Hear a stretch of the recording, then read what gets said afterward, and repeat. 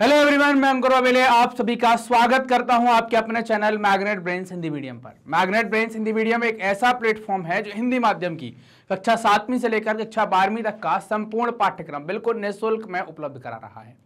मतलब यह कि आपको यहाँ पर किसी प्रकार का कोई पेमेंट नहीं करना है, कोई सब्सक्रिप्शन परचेज नहीं करना है। सभी वीडियोज मिलते हैं आपको बिल्कुल निःशुल्क, वो भी क्वालिटी कंटेंट और बेस्ट फैकल्टीज के साथ। चलिए बात करते हैं कि इस वीडियो में हम क्या पढ़ने वाले हैं। इस वीडियो के अंदर हम बात करेंगे एनसीईआरटी सॉल्यूशंस पर। ये एनसीईआरटी सॉल्यूशंस होंगे आपकी क्लास 12th ज्योग्राफी के चैप्टर नंबर 2 से होने वाले हैं। चैप्टर नंबर 2 जिसका नाम था आंकड़ों का प्रक्रमण, वहां से हम ये देखने वाले हैं। तो सबसे पहले देखते हैं, आप यहां पर पाएंगे कि क्या आपको बहुविकल्पी प्रश्न मिल जाएंगे। तो यहां पर अगर आप देखें बहुविकल्पी प्रश्न, तो नीचे दिए गए 4 विकल्पों में से एक सही उत्तर आपको यहां पर चुनना है ना। एक सही उत्तर आपको यहां पर चुनना है।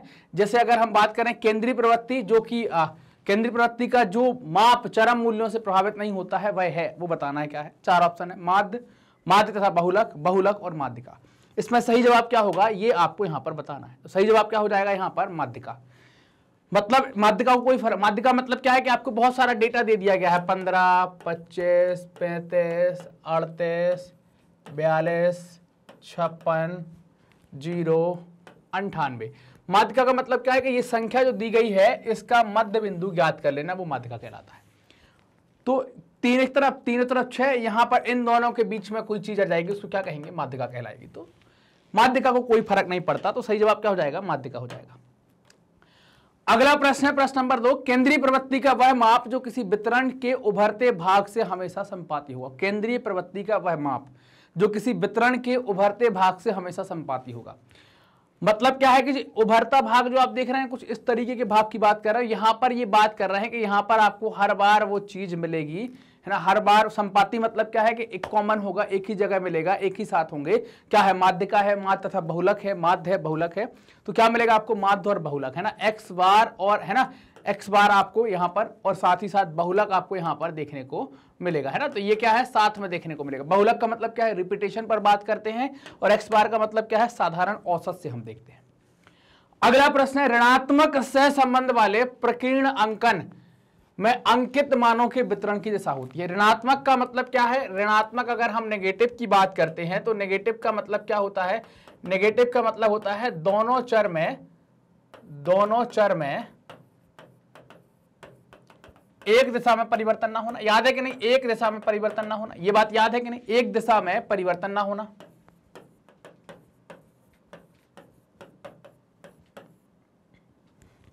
एक दिशा में परिवर्तन नहीं, मतलब क्या है, अगर हम चर की बात यहां पर कर ही रहे हैं, अगर मैं बात करूं यहां पर एक, और ये आपको देखा होगा ये x है और ये y है। यहां पर कुछ वैल्यू दी गई है 0, 1, 2, 3, और यहां पर कुछ वैल्यू दी गई है, 0 ना मान के इसको क्या कर लें,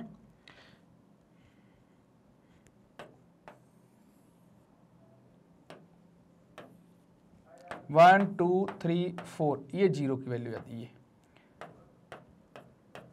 1, 2, 3, 4, ये वैल्यू दी गई। अब यहां क्या कह रहे हैं कि ऋणात्मक का मतलब क्या है, किसी एक पर घटेगा और किसी दूसरे पर बढ़ेगा, ऐसी बात की जा रही है। जैसे मान लो यहां पर ये आपकी कोई वैल्यू, मतलब अगर हम बात करें यहां पर कि जहां पर y का मान 4 है वहां पर x की वैल्यू 0 है, जहां x का मान 1 है वहां इसकी 3 आ रही है, जहां x की वैल्यू 2 है वहां इसका 1 आ रहा है, 2 आ रहा है, जहां 3 है वहां 1 आ रहा है, जहां 4 है। तो ये क्या हो रहा है, अगर आप देख पाए तो ये घट रहा है, मतलब इसकी कीमत घट रही है तो इसकी कीमत बढ़ रही है, इसका मतलब क्या है, ऋणात्मक है।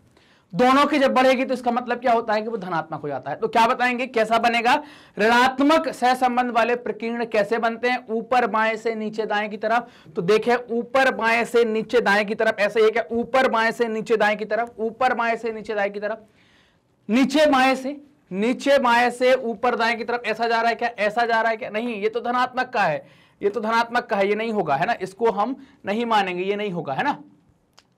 दाएं से बाएं सीधा नहीं, वो तो न्यूट्रल के लिए, ऊपर से नीचे वो भी न्यूट्रल के लिए। सही जवाब क्या हो जाएगा, ऊपर बाएं से नीचे दाएं की तरफ। क्लियर। अगले प्रश्न की बात करते हैं, अब आ गए, आपके 30 शब्दों में आपको लिखना है, उत्तर देना है। तो पहला है, माध्य को परिभाषित कीजिए। माध्य क्या है, तो आप यहां पर ये लिख सकते हैं, किसी चर या मध्य के विभिन्न मूल्यों का साधारण अंकगणितीय औसत माध्य कहलाता है। वह अधिकतम व न्यूनतम मानों के बीच का एक स्थिर मूल्य होता है, और आप लिख सकते हैं कि इसे x बार के द्वारा दर्शाया जाता है। आप ऐसा लिख सकते हैं कि इसको x बार के द्वारा दर्शाया जाता है। बहुलक के उपयोग के क्या लाभ है ये बताना है। किसी श्रेणी में जिस मान या मूल्य की सबसे अधिक पुनरावृत्ति होती है वह मान बहुलक कहलाता है। बहुलक में वे मान महत्वपूर्ण हो जाते हैं। कौन से मान? वे मान महत्वपूर्ण होते हैं जिनकी पुनरावृत्ति सर्वाधिक बार हुई है। ये मान प्रायः श्रेणी के मध्य में होते हैं, अतः बहुलक पर श्रेणी के चरम मूल्यों या मानों का प्रभाव नहीं पड़ता। चरम मतलब ऊपर या नीचे वाले जो मान है उनका कोई प्रभाव यहां पर नहीं पड़ता है। अगला प्रश्न क्या लिखेंगे? अपीकरण। अपीकरण मतलब क्या? प्रकीर्णन के तरीके से। अपकिरण किसे कहते हैं? अपकिरण दो चरों के बीच विशिष्ट सहसंबंध अथवा साहचर्य को दर्शाने के लिए बनाए गए रेखा चित्र को प्रकीर्ण आरेख अथवा प्रकीर्ण अंकन कहते हैं। ऐसे ही अपकिरण कहते हैं। इसे रेखा चित्र एक्स और वाई मानों का बिखराव प्रकीर्णन कहलाता है ना। तो ये हम यहां पर लिख देंगे। सहसंबंध को परिभाषित कीजिए। कुछ भौगोलिक परिघटनाओं के परिणाम ज्ञात करने के लिए दो या अधिक चरों के बीच में संबंध, दो या अधिक चरों के बीच साहचर्य अथवा पारस्परिक निर्भरता, उनकी प्रकृति, दिशा व गहनता का अध्ययन ही क्या कहलाता है? सहसंबंध कहलाता है। कोरिलेशन इसको कहा जाता है। इसमें लिख सकते हैं यहां पर यह सहसंबंध दो प्रकार के होते हैं, धनात्मक और ऋणात्मक। इनकी दिशा दो प्रकार की होती है, धनात्मक और ऋणात्मक। पूर्ण सहसंबंध किसे कहते हैं? तो आपने एक स्केल पढ़ा होगा, अगर आपको याद होगा, हम एक ऐसा स्केल बनाते थे। यहां पर हम अगर पॉजिटिव की बात करते हैं तो यहां पर हम नेगेटिव की बात करते हैं, यहां पर वैल्यू 0 आती है। पॉजिटिव की वैल्यू 1, नेगेटिव की वैल्यू 1। और यहां पर आपको सहसंबंध क्या देखने को मिलेगा? 0 देखने को मिलेगा।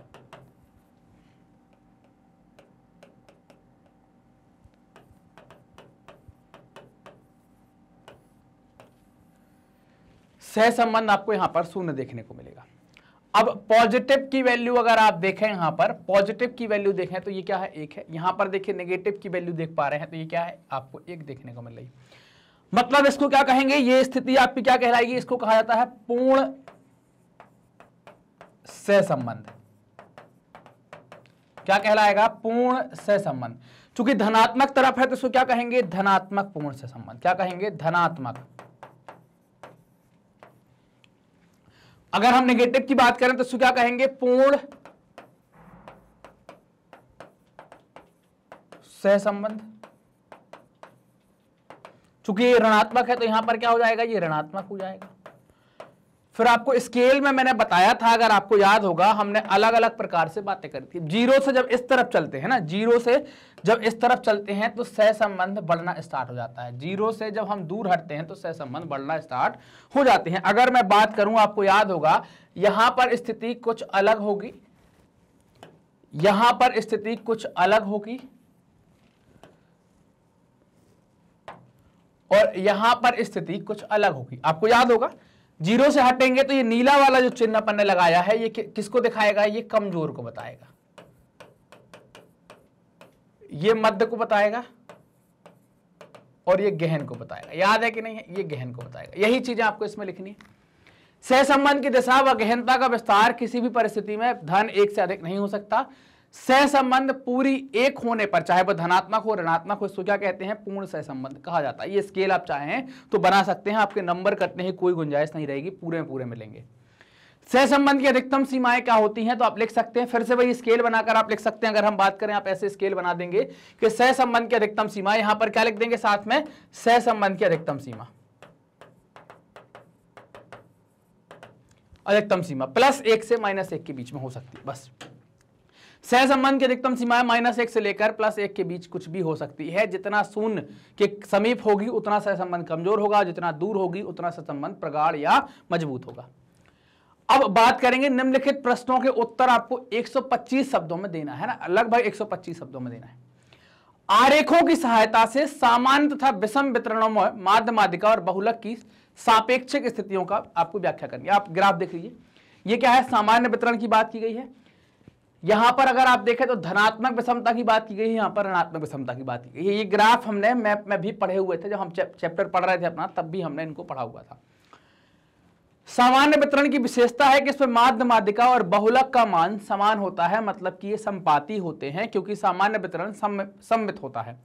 इसमें अधिकतम आवृत्ति का मान वितरण के मध्य में होता है तथा इस बिंदु की आधी इकाइयां ऊपर और आधी इकाइयां नीचे होती हैं। अति उच्च और अति निम्न मूल्यों की बारंबारता बहुत कम होती है। चित्र अगर आप देखें तो सामान्य वक्र वितरण में प्रदर्शित किया गया है, घंटाकार आकृति का आपको देखने को मिलेगा। सामान्य वक्र में आंकड़ों की परिवर्तनशीलता कम अथवा अधिक हो सकती है। सामान्य वक्र एक उदाहरण है, हमने चित्र ए देख लिया है। अब हम बात करें चित्र ए में धनात्मक विषमता वाला वक्र दिखाया गया है। इसमें निम्न मूल्यों की आवृत्तियां अधिक हैं। अगर आप देखें तो यहां पर बहुलक का मतलब क्या है, यहां पर आप देख पा रहे हैं, अगर बहुलक के मतलब की हम बात करते हैं तो आप पाते हैं यहां पर कि चूंकि 5, 10, 15, 20, तो यहां पर बहुलक यहां आ रहा है, मतलब कम आवृत्तियां जो हैं जिनकी मान कम है उनकी आवृत्ति ज्यादा है, मतलब बहुलक आपको पहले मिल जाता है 5 पर। ठीक है,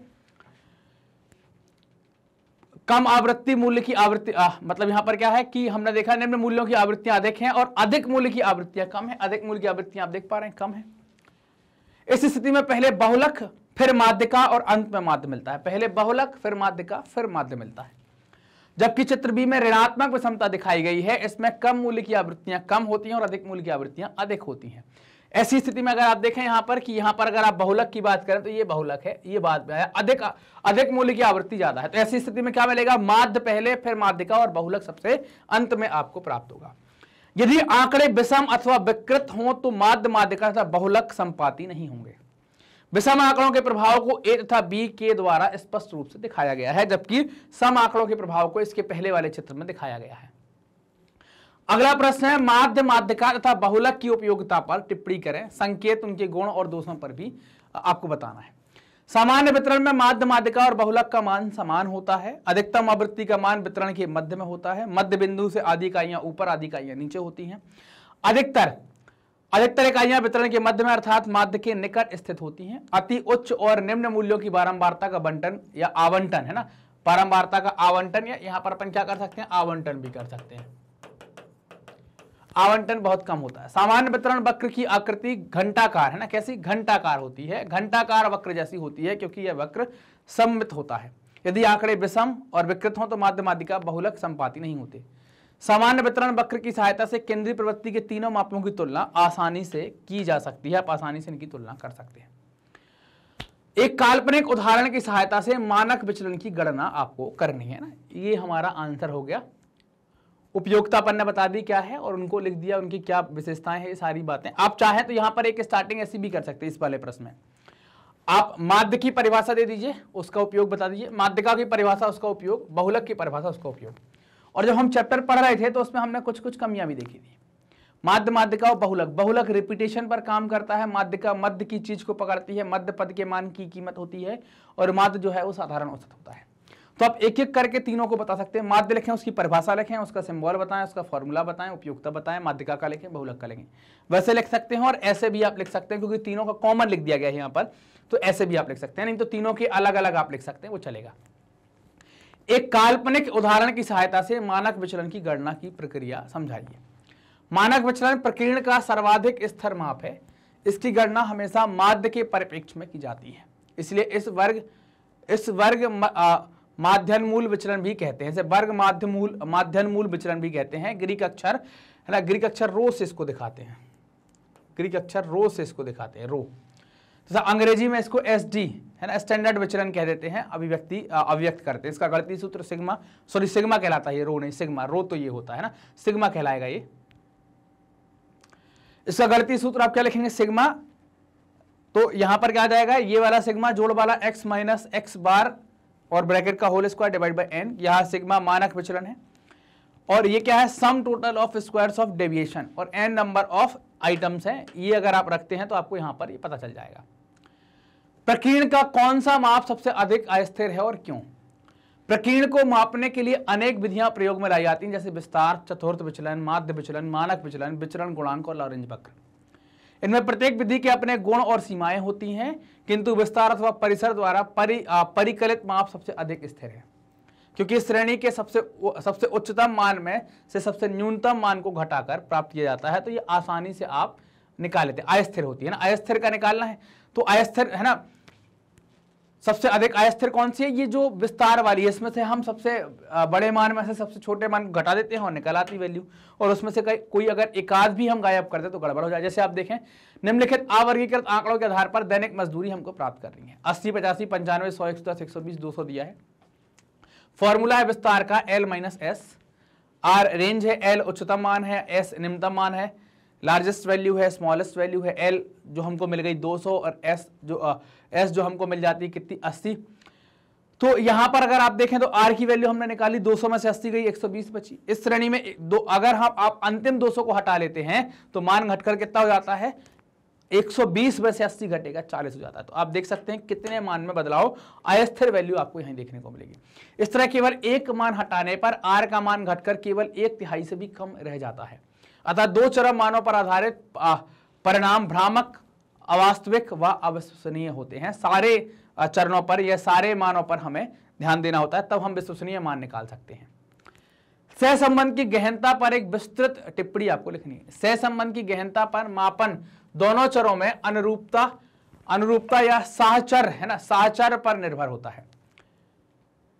इस अनुरूपता अथवा साहचर्य की गहनता की मात्रा गणितीय दृष्टि से -1 से 0 की ओर बढ़ते हुए +1 तक होती है। मतलब कितनी है कि आप अगर देखेंगे तो -1 से लेकर +1 के बीच में मिलेगा आपको।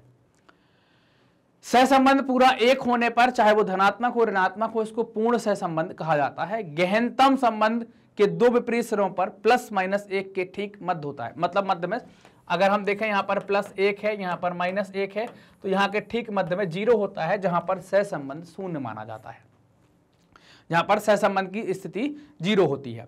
इस बिंदु पर उसके समीप चरों की उपस्थिति सहसंबंध के अभाव को दर्शाती है। क्या करती है, उसके सहसंबंधों के अभाव को दर्शाती है। दो चरों के मध्य विशिष्ट साहचर्य को दर्शाने के लिए बनाए गए आरेख को प्रकीर्ण आरेख या प्रकीर्ण अंकन कहते हैं, और ये एक्स वाई पर बनता है। इस तरीके से ग्राफ आपको तैयार करना पड़ता है। ये एक्स है और ये वाई है, और इसके ऊपर आप कुछ इस तरीके से वैल्यू बना देते हैं। प्रकीर्ण आरेख जब एक सरल रेखा में निचले बाएं से ऊपर की तरफ जाता है तो यह पूर्ण धनात्मक का होता है, मतलब इसका मान 1 होने वाला है। और अगर इसके विपरीत होता है कि ऊपर से नीचे की तरफ कुछ इस तरीके से बनेगा तो ये पूर्ण ऋणात्मक हो जाएगा। ये अगर हम x मान लें और ये अगर हम y मान लें और इस तरीके से बनेगा तो ये पूर्ण ऋणात्मक हो जाएगा और इसका मान -1 हो जाएगा। सहसंबंध का अभाव होने पर, शून्य सहसंबंध होने पर x y के बीच में कोई परिवर्तन देखने को नहीं मिलेगा। अगर हम शून्य की बात करें, मान लीजिए कि हमने ये x बना दिया और ये y बना दिया, ये x बना दिया, और अगर हम शून्य की बात कर रहे हैं तो ये वैल्यू आ गई, तो ये शून्य की स्थिति हो गई। अगर हम इसकी जगह ऐसा भी कर देते हैं तो यहां पर भी सहसंबंध की स्थिति क्या हो जाती है, शून्य हो जाती है।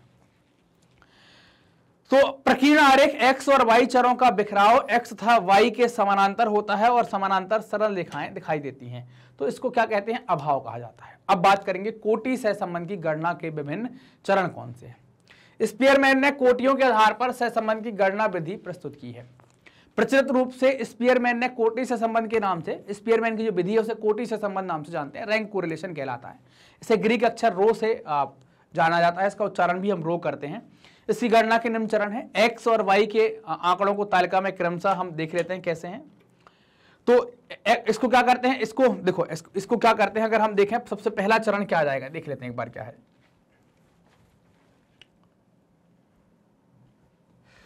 सबसे पहले क्या करेंगे यहां पर कि अगर आपको कोई वैल्यू यहां पर दी गई है ना, कोई वैल्यू आपको यहां पर दी गई है, तो आप सबसे पहले क्या करेंगे,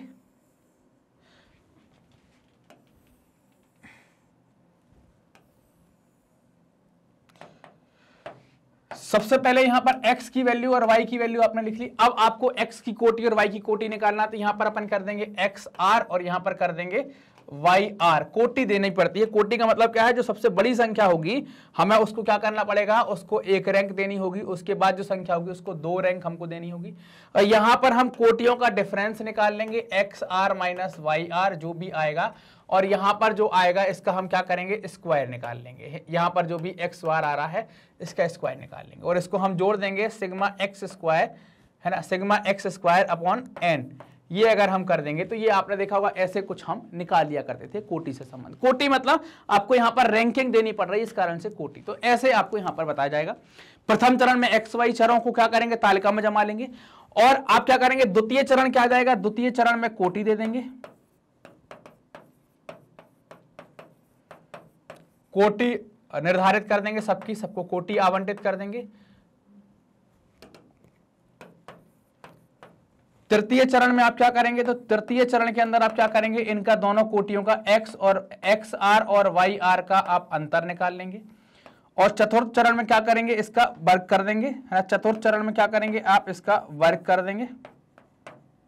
मतलब अगर इसका रिजल्टेंट हम एक्स डेक्स मान लें तो आप क्या करेंगे, एक्स डेक्स का होल स्क्वायर निकाल लेंगे और उसको सबको जोड़कर उसमें नंबर ऑफ कितने आपके आंकड़े हैं, उनकी संख्या कितनी है, उसको क्या करेंगे, उसको आप वहां पर ऐड कर देंगे। क्लियर बात। तो ये यहां पर क्या होगा, ये आपके एनसीईआरटी सॉल्यूशंस हो जाते हैं। तो चैप्टर नंबर 2 जो हमने पढ़ा था उसके एनसीईआरटी सॉल्यूशंस कुछ इस प्रकार के थे। मैग्नेट ब्रेन्स अपनी हाई क्वालिटी एजुकेशन साथ ही साथ निःशुल्क शिक्षा के लिए प्रसिद्ध है। आपको ये बहुत सारे कोर्स हम बिल्कुल निःशुल्क में उपलब्ध कराते हैं। कहां मिलेंगे आपको, हमारे ऑफिशियल यूट्यूब चैनल पर, वेबसाइट पर, एप्लीकेशन पर मिलेंगे। बुक्स ई बुक्स के लिंक डिस्क्रिप्शन में दी गई है, आप हमसे कनेक्ट कर सकते हैं यूट्यूब, फेसबुक, इंस्टा, ट्विटर और टेलीग्राम के माध्यम से। ये वीडियो आप देख रहे हैं मैग्नेट ब्रेन्स के Hindi channel magnet brains Hindi medium पर। तो चैनल को सब्सक्राइब करें, वीडियो को लाइक करें, अपने दोस्तों के साथ जमकर शेयर करें। धन्यवाद।